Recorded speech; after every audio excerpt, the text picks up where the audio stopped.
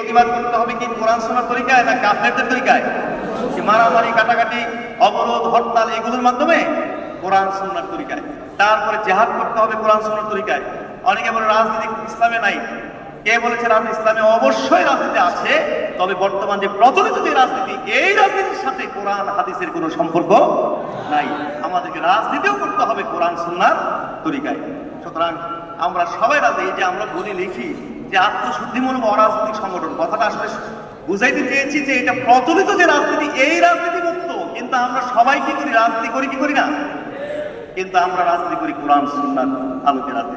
যাই হোক, ইনশাআল্লাহ যদি এই ঘাটতিগুলো পূরণ করতে পারি, আল্লাহর আমাদের যোগ্য লিডার যদি সৃষ্টি করতে পারি, তাইলে ইনশাআল্লাহ আমাদের আমূল পরিবর্তন হবে, সমাজ সুন্দর হবে, আমাদের সমাজ সুন্দর হবে, পরিবার সুন্দর হবে, রাষ্ট্র সুন্দর হবে। এই জন্য নেতাদেরকে নেতার যে দায়িত্ব কর্তব্য বা এই কেন্দ্রিক যে বইপত্র আছে, পড়াশোনা আছে, এগুলো আপনারা পড়ে নেবেন এবং নিজেকে সেইভাবে করবেন, আমি আশাবাদী। যাই হোক, আমার কথা শেষ। আমি অত্যন্ত দুঃখিত যে একটু দেরি হয়ে গেল, যত শেষ করা গেল না।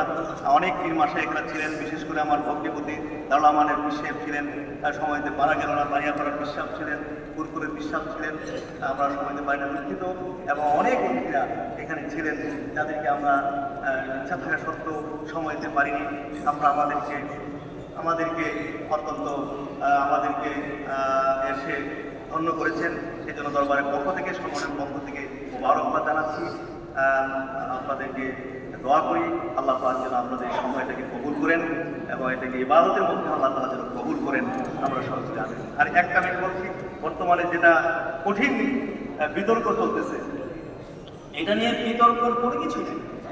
মুসলমান কখনো এই নারী সংস্কার যে কমিশন গঠন করা হয়েছে এবং তাদের যে সুপারিশ, এটা কোনো মুসলমানই এটা মানতে পারে না। এই বিতর্কের কোনো কিছু নেই। মুসলমান এই বিষয় নিয়ে বিতর্ক করবে, এর কোনো সুযোগই নেই। এটা আল্লাহ তাআলা নির্ধারিত মিরাস এবং নীতিমালা। এখানে শুধু একটা দেখলাম, আমি জানি না যারা নাকি এই সমস্ত দায়িত্ব পেয়েছেন, আপনারা কি জ্ঞান পাপেই নাকি আসলে ইসলাম সম্পর্কে একেবারে জানেন না? এখানে শুধুমাত্র পিতামাতার সম্পত্তি থেকে যে অংশটা আসবে সেটার কথা এখানে বলা হয়েছে, যে ছেলের অর্ধেক পাবে কি মেয়ে। শুধু একটা খাত থেকে আনা, একটা খাত থেকে অর্ধেক। এবং কারণ উল্লেখ করে দেওয়া হয়েছে কেন এখানে বেশি দেওয়া হয়েছে। বেশি দেওয়া হয়েছে এর জন্য, যেহেতু তার দায়িত্ব বেশি, ছেলের উপর দায়িত্ব, সম্পত্তি বা ইত্যাদি ক্ষেত্রে দায়িত্ব বেশি, এই জন্য এই জায়গায় বেশি দেওয়া হয়েছে। কিন্তু আরো তো কয়েক জায়গায় আবার আসতেছে নারীর কাছে সম্পত্তি, আসতেছে কিনা, স্বামীর কাছ থেকে আসতেছে, আপনার মোহর আসতেছে। তারপরে আপনার সে যদি নিজে ইনকামও করে, সেখানে তো স্বামী একটা টাকাও পাবে না। স্বামী যদি 1 টাকা ইনকাম করে, এর মধ্যে স্ত্রী পাবে। কিন্তু স্ত্রী যদি 1 কোটি টাকার মালিকও হয়, ইনকাম করে, সেখানে কি স্বামী পাবে? পাবে না। তাইলে এইভাবে তো অলরেডি ইসলাম সমান অধিকার সম্পত্তির মধ্যে দিয়ে দিছে। সেখানে আবার যদি আপনি ওই যে অর্ধেক করতে চান, তাহলে তো নারী বহু বেশি পেয়ে যাবে। তাইলে এটা সমান অধিকার হবে নাকি আরো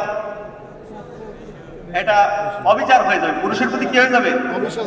অবিচার হয়ে যাবে। সুতরাং এবার আল্লাহর বিধানকে অমান্য করা হবে, শেষ পর্যন্ত আমাদেরকে ঈমান হারা হতে হবে। তো সুতরাং এই জায়গায় নারীরা দুঃখ পাওয়ার কোনো কারণ নেই। নারীরাও যদি চিন্তা করে বুঝে, তাহলে স্পষ্ট করে বুঝতে পারবে যে এখানে আমাদেরকে কোনো অবিচার করা হয়নি। বরঞ্চ যদ্দূর অংশ দেওয়া হয়েছে, এইগুলো কেমনি বাস্তবায়ন করা যায়, এটা না সরকারের চেষ্টা করা দরকার। আজকে বোনদেরকে ভাইয়েরা যে হক পাওয়ার সেটা দেয় না, বঞ্চিত করে, মোহর দেয় না, আপনার সম্পত্তি পেলে সেটাও দেয় না। বাজে কথা আমাদের সমাজে প্রচলন আছে যে বাপের বাড়ির সম্পত্তি যদি মেয়েরা নেয়, তাহলে নাকি এটি খায় না, ওই রিক্সা চালায় খায়। দেখছি বাপের বাড়ির সম্পদ যারা নিচ্ছে, ইন্না লিল্লাহি ওয়া ইন্না ইলাইহি রাজিউন। আচ্ছা, আল্লাহ বর্ণনা করেছেন যেখানে ছেলে পাবে সেখানে মেয়েও কি পাবে। বরং এই যে আইন আছে যেগুলো আল্লাহর পক্ষ দেওয়া, এইগুলো কেমনে বাস্তবায়ন করা যায়, এইটা আগে আমি অনুরোধ করবো সরকারকে বাস্তবায়ন করার জন্য। সেটার কোনো খবর নাই। আর আপনারা ওই যে যেখানে সমান বন্টন দেওয়া হয়েছে, সম্পত্তির বিরাজ দেওয়া হয়েছে সমান, সেটা নিয়ে আপনারা ভাও চিলাচিলি করেন। এখানে আমি আজকে আমাদের মেহমান ছিলেন আমাদের আসিফ মাহমুদ সজীব ভুইয়া, আমাদের অ্যাডভাইজার, তিনি বিশেষ উপদেষ্টা প্রধান উপদেষ্টা মিটিং আসতে পারেননি। আমার ইচ্ছা ছিল এই সমস্ত বিষয়গুলো ওনার মাধ্যমে সরকারকে অবহিত করা। তারপরও আমি এখানে বলতে চাইছি, মিডিয়ার মাধ্যমে চলে যাচ্ছে, সরকার যদি শুনে থাকেন আপনারা বিষয়টা আমলে নেবেন। এটা কোনো বিতর্কের বিষয় না, এটা কোনো আপোষ করারও কোনো বিষয় না। এটা কোনো মুসলমান এর সাথে যদি মোমেন মুসলমান দাবি করে থাকে, ন্যূনতম মুসলিম দাবি করতে থাকে, তাহলে কখনো এই বিষয়ে আপোষ করতে পারে না। তারপরে যে ব্যবসা নীতি, ওই যে কি বলে যৌনকর্মী এরা দিয়ে ইনকাম করে প্রতিটা বৃত্তির মাধ্যমে, এটা দেখে